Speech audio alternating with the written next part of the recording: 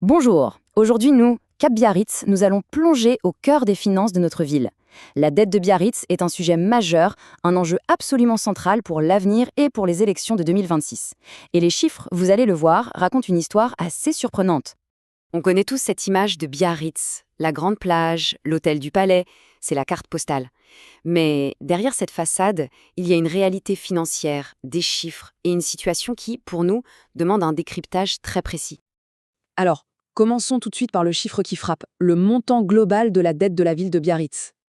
Le voici, ce chiffre, 53,1 millions d'euros. C'est tout simplement un record.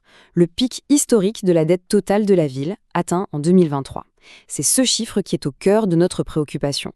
La question qu'on doit tous se poser, c'est comment est-ce qu'on en est arrivé là?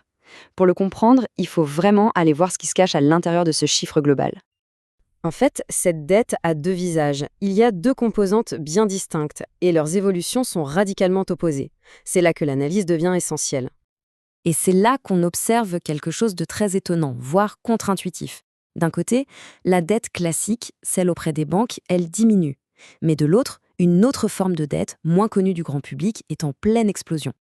Regardons ce tableau. C'est très clair. La première ligne, les prêts bancaires, on voit bien la tendance à la baisse pour 2024. Mais la deuxième ligne, la dette EPFL.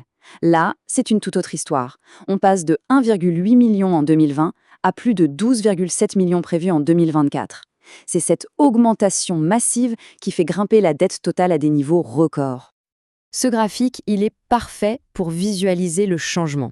En 2020, cette fameuse dette EPFL, c'était juste 4% du total, une petite part. En 2024, on estime qu'elle représentera presque un quart, 24% de la dette totale de Biarritz. C'est une transformation radicale de la structure de notre endettement.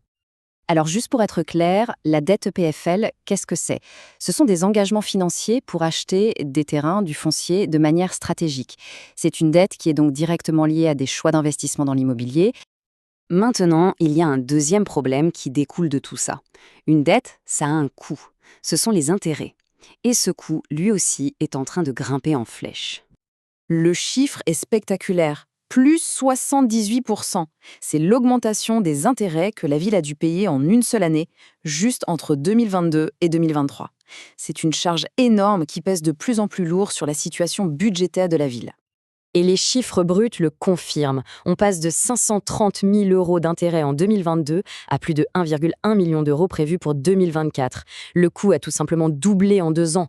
C'est un impact direct et très concret sur la trésorerie de Biarritz. Bon, après tous ces chiffres, la question c'est, concrètement, qu'est-ce que ça veut dire pour nous, les habitants de Biarritz? Quel est l'impact réel? Il y a une analogie qui résume parfaitement la situation. Imaginez, vous remboursez bien votre crédit pour la maison, mois après mois. Mais à côté, vous utilisez tellement votre carte de crédit que votre endettement total explose et atteint un nouveau record. C'est exactement ce qui se passe pour les finances de la ville. Évidemment, une telle situation financière devient un enjeu politique de premier plan. C'est au cœur du débat sur la gestion de notre ville. C'est pourquoi, pour nous, Cap Biarritz, la liste menée par Jean-Baptiste Dussossoir-Laralde pour les élections de 2026, cette analyse est fondamentale. Nous pensons que ces chiffres doivent être connus et débattus, car elles conditionnent l'avenir de Biarritz. Pour résumer, voici les points essentiels à retenir. 1. La dette totale de Biarritz a atteint un record de 53,1 millions d'euros. 2. Cette augmentation n'est pas due aux prêts bancaires, mais à l'explosion de la dette EPFL pour l'achat de terrains.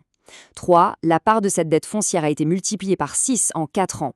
Et 4. Le coût de toute cette dette, les intérêts, a bondi de 78% en un an seulement. Voilà pour ce décryptage de la dette de la ville de Biarritz. Une situation financière complexe qui pose de vraies questions sur les choix stratégiques qui ont été faits et sur l'avenir de nos finances locales. Merci de votre attention.